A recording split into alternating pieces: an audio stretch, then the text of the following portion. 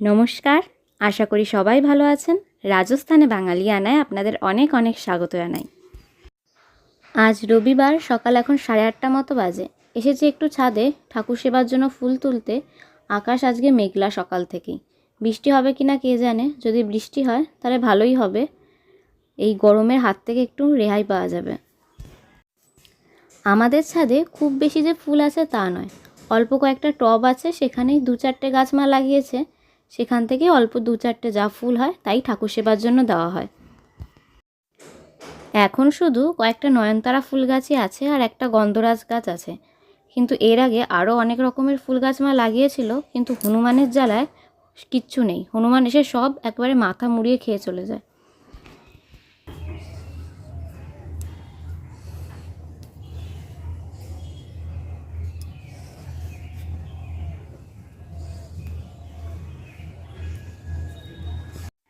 আর এই দিকে একটা লাল রঙের ফুল ফুটেছে। এই ফুলগুলোকে কি ফুল বলে ঠিক নাম জানি না, অনেকে আবার টাইম ফুলও বলে থাকে।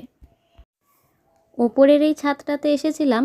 ওপরের ছাদ থেকে নিচের ছাদের দিকে তাকিয়ে দেখি 2-4টে যে গাছ আছে হাঁড়িতে লাগানো, সেখানেও দেখি 2টো ফুল ফুটেছে। এই ছাদের ফুলগুলো তুলে তারপরে নিচে যাব। আর এইখানে একটা গন্ধরাজ গাছ লাগিয়েছে। এটা এখনও ফুল ফোটেনি, তবে এই ছোট্ট গাছটাতেই দেখুন 2টো কুঁড়ি এসেছে। কাল পরশুর মধ্যে হয়তো গাছে ফুল ফুটতে পারে। আমরা যখন ছোট ছিলাম তখন আমাদের বাড়ির উঠানেও একটা বড় গন্ধরাজ ফুল গাছ ছিল, আর পুরো গাছটা ফুলে ভর্তি হয়ে থাকতো। এত সুন্দর গন্ধে সারা বাড়িটা মোমো করতো, দারুণ লাগতো। কিন্তু যখন নিচের ঘর করা হয় তখন ওই গাছটা কেটে ফেলা হয়েছে। এসেছি এখন নিচের ছাদটায়। এই ছাদে এসে দেখি এই যে স্নেক প্ল্যান্টটা, এই স্নেক প্ল্যান্টের 2টো চারা গাছ বেরিয়েছে। ওই 2টো চারা গাছকে অন্য টবে লাগাতে হবে, নাহলে এই একটা টবের মধ্যেই পুরো ভরে যাবে। আর এই যে 2টো ফুল রয়েছে নয়নতারা, হয়ে গেছে আমার ফুল তোলা। আর এই নিচের ছাদটাতেই যখন আসি তখন আম গাছটার দিকে তাকিয়ে দেখি যে কবে যে আমগুলো পাকবে। তবে আজকে ইচ্ছা আছে এই কাঁচা আম দিয়ে একটু আইসক্রিম বানাবো। আগে কোনো দিনও বানাইনি, দেখি কেমন হয় প্রথমবার বানিয়ে। আর মাঝে মাঝে গাছ থেকে কাঁচা আম পেড়ে চাটনি, আচার, টক ডাল তো প্রচুর পরিমাণে খাওয়া হয়। আইসক্রিম বানাবো বলে আম পাড়ার জন্য এখন চলে এসেছি ছাদে। বেশি আম পারবো না, 4-5টা দিয়ে বানাবো। প্রথমবার বানিয়ে দেখি কেমন লাগে, যদি ভালো লাগে পরের বার আবার বানাবো। যখনই বাড়িতে নতুন কিছু বানানোর চেষ্টা করি তখন আমার দোসর থাকে আমার ভাই।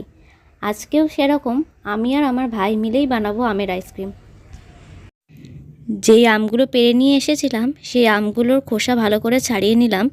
প্রথমে বুঝতে পারিনি আমগুলো আমি কেটে ফেলেছিলাম, কিন্তু মা বলল যে গোটাটাই দিয়ে দে, তাহলে ভালো মতো সেদ্ধ করা যাবে আর আটি ছাড়াতেও সুবিধা হবে।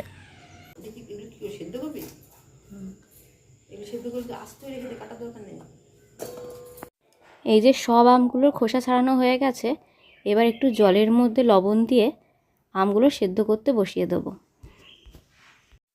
গ্যাসটা জেলে আমগুলো বসিয়ে দিলাম সেদ্ধ হতে, আর তার সাথে একটু দিয়ে দেবো অল্প করে লবণ।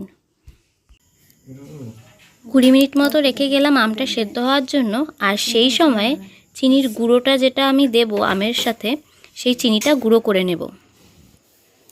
এমনি চিনি দিলেও হতো, তবে আমার মনে হলো যে চিনিটা যদি গুঁড়ো করে নিই তাহলে তাড়াতাড়ি মিশে যাবে। আর এদিকে আমটা সেদ্ধ হয়ে যাওয়ার পর কিছুক্ষণের জন্য রেখে দিয়েছিলাম ঠান্ডা হবে বলে।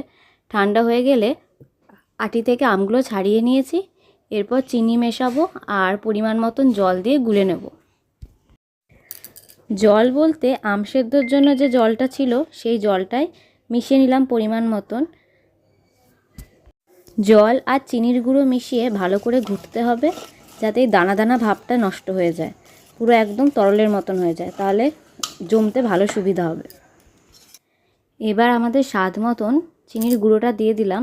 আমরা একটু বেশি মিষ্টি খাই, তাই চিনির গুঁড়োটা একটু বেশিই দিয়েছি। আর দিয়ে দেবো পরিমাণ মতন জল। এখনও পুরোপুরি পারফেক্ট লিকুইডটা তৈরি হয়নি, যতক্ষণ না ঠিক হচ্ছে ততক্ষণ হালকা হালকাভাবে জল মেশাতে থাকবো। আর কালারটা একটু সুন্দর করার জন্য দিয়ে দিয়েছিলাম 1 চিমটে ফুড কালার। লাল রঙটাই ছিল, লাল রঙটাই দিয়েছি। আর এই কালার দিয়ে এখন ভালো করে মিশিয়ে নেব। আর দিস না,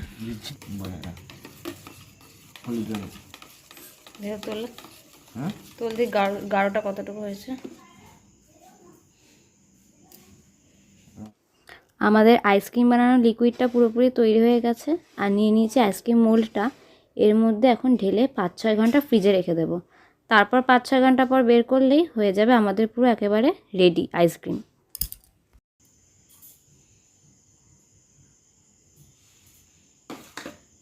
ঠান্ডা গেছে না?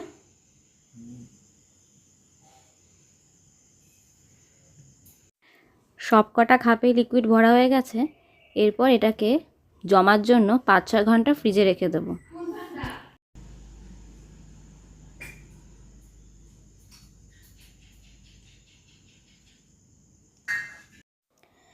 আইসক্রিম মোল্ডটা ফ্রিজে রেখে দিয়েছিলাম, 5-6 ঘন্টা পর বের করে নিয়ে আসলাম। এবার নর্মাল টেম্পারেচারের জলে 1 মিনিট মতো চুবিয়ে রাখবো, তাহলে ভালোভাবে আইসক্রিমগুলো আইসক্রিম মোল্ড থেকে বেরিয়ে আসবে। আমাদের আইসক্রিম একেবারে রেডি হয়ে গেছে, ঘরোয়া পদ্ধতিতে বানালাম। যাই হোক, ব্লগটি যদি ভালো লাগে তবে অবশ্যই লাইক করবেন, কমেন্ট করে জানাবেন যে কেমন লাগলো। আর আমার ব্লগ আরও দেখতে চাইলে অবশ্যই চ্যানেলটি সাবস্ক্রাইব করে পাশে থাকবেন। দেখা হবে খুব শীঘ্রই।